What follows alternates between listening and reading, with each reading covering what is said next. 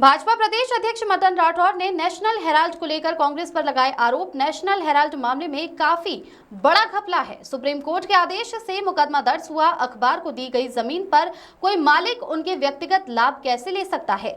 ED इस मामले में जांच कर रही है। ये संस्थाएं जांच के आधार पर अपना निर्णय करती है। आरएसएस पर कांग्रेस नेता कन्हैया कुमार के आरोप पर बोले राठौर, जो जैसा होता है वो वैसा बोलता है। संघ की शाखों में जाकर देखे कन्हैया कुमार। गुरु दक्षिणा की राशि से ही संघ के कार्य होते हैं। ईडी के डर से व्यक्ति अपने पाले में ले रही है। नीतीश कुमार पर एक बार छपा हुआ कुछ नहीं मिला। ये जो अभी नेशनल हेराल्ड वाला जो मामला है, ये सभी जानते हैं कि ये एक समाचार पत्र, देश के जब आज़ादी का आंदोलन चल रहा था उस समय एक समाचार पत्र चलता था नेशनल हेराल्ड। उसमें कई क्रांतिकारियों ने और अपना शेयर परचेज किया, उसमें पैसा दिया। वो उनके पैसे से वो नेशनल हेराल्ड तैयार हुआ था। जब देश आज़ाद हो गया तो इसके बाद में और धीरे धीरे वो समाचार पत्र, उसका प्रकाशन कम हो गया और केवल एक कांग्रेस का मुख्य पत्र बन करके रह गया। तो इसकी प्रतियां बहुत कम चलने लगी, घाटे में चला गया। उस घाटे को उबारने के लिए कांग्रेस पार्टी ने कोई सहयोग किया और वो चेक कभी पेश भी नहीं हुआ।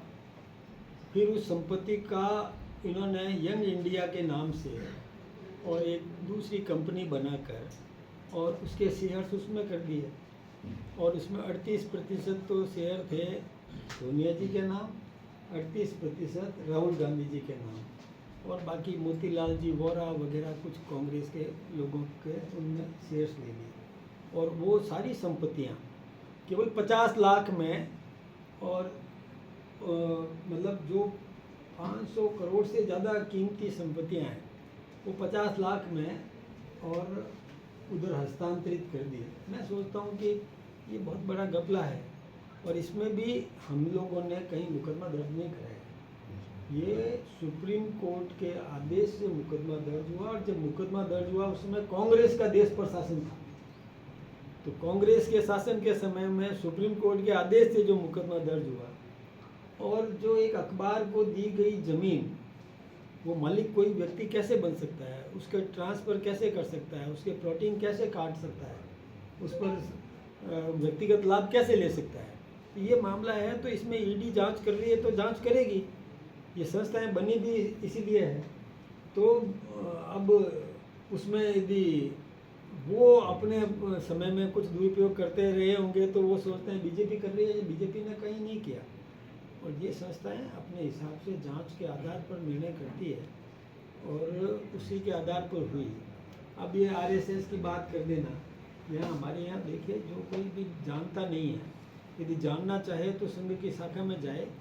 वहाँ साल में एक बार गुरु दक्षिणा होती है। हमारा स्वयंसेवक अपने गाढ़े पसीने की कमाई में से और कुछ राशि बचा करके गुरु दक्षिणा के रूप में अर्पित करता है और उससे हमारी ये सब हमारा काम चलता है। हम कोई ऐसे नहीं है, लेकिन होता क्या है कि जो जैसा होता है वो दूसरे के बारे में भी ऐसा सोचता है।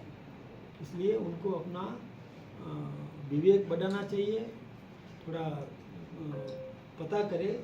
नहीं पता है तो जाकर के पता कर ले, समझ ले। किसी भी प्रकार का ऐसे संगठन पर नित्य आरोप लगाना ठीक बात नहीं है। और जो कानून का काम कर ही रहा है, करने दो। अब आज 1 मिनट के लिए सोच रहे सोनिया जी ने जमानत क्यों कराई, क्या जरूरत थी जमानत कराने की? राहुल गांधी जी ने जमानत क्यों कराई? वाड्रा जी ने जमानत क्यों कराई? मीन्स मन का चोर था तब जमानत करे। ये तो खुद जानते हैं, अंदर से तो सब समझे हुए हैं कि ये हमने अपराध तो किया है, इसलिए जमानत करा दो, नहीं तो गिरफ्तार कर लेंगे। तो उस भय से की ना, इसका मतलब तो ये हुआ कि अपराध तो हुआ। वैसे वो कह रहे ईडी के